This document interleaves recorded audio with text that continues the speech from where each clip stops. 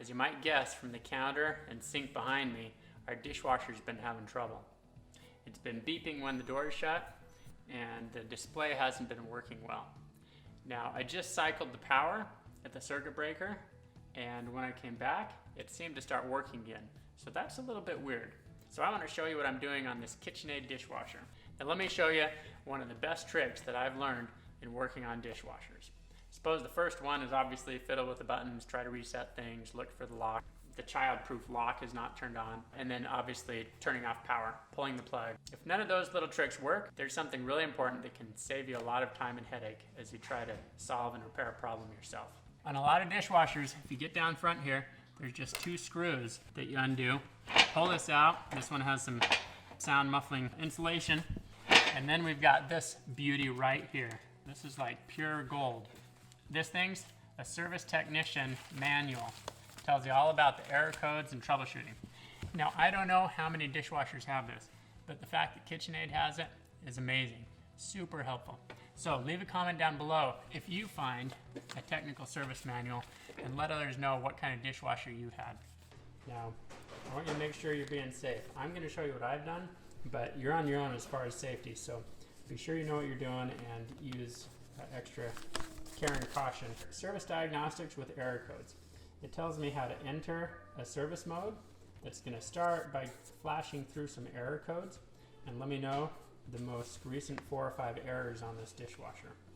And then here I've got the service diagnostic cycle. So this can be a little bit confusing, but it goes through each interval. For example, number 25 is just turning on all the lights to make sure things are working. As I start this, let me preface this with an important point. I have no idea what I'm doing.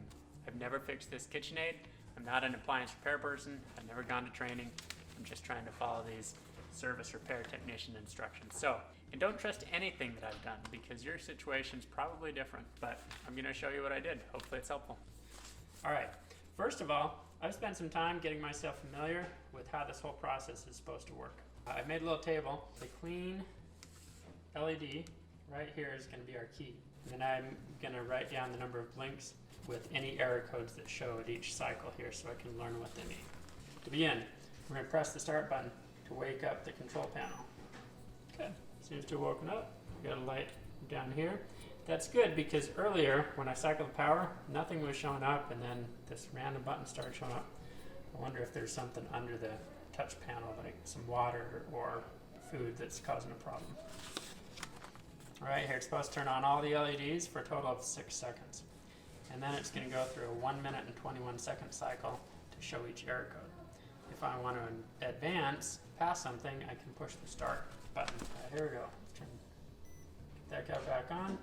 I'm just going to use these 3 buttons here. 1, 2, 3. 1, 2, 3. 1, 2, 3. Good. They've all turned on. 2-second pause. Here we go. Let's count this. This should be the function. 1, 2, 3, 4, 5, 5. So I'm going to go, we're getting a 5 and then a 1. I'm going to go ahead and push start and resume right here, and let's see if it comes to the next one.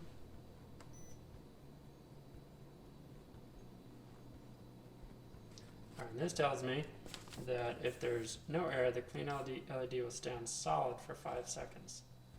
Well, we're not getting anything. So I'm going to go ahead and close this. Tells me it's clean. I'm going to open it up. Oh look, it didn't go through the whole cycle. So, but I did get this error code function 5 and problem number 1. Alright, so seems our error was simply a door switch. Door stuck open. What's the causes? The door is not latched within 4 seconds of pressing the start. Tell the customer follow the directions. So it seems my dishwasher had a pretty simple problem. I've heard that these KitchenAids can have a problem with this door switch, and I've also heard that it's not too hard to change. So hopefully I don't keep having this issue, but chances are since it happened once, it's going to happen again. So here's what I'm going to do. I'm going to throw some dishes in here. I don't think I'll put the whole sink of dirty dishes in and run a cycle. We'll see how it does. Mom, if you're watching this, you probably don't like something I did in loading the dishwasher, but it's going to be good enough for our test. So let's put some soap in. run this thing for a cycle and see what happens. Now you notice I've left the sound muffler off down here. That's gonna make this a lot noisier than usual.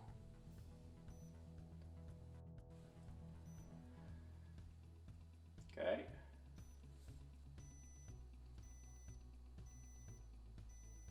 This thing kept beeping at me, so I did nothing special. I just opened it, tried again, and it worked.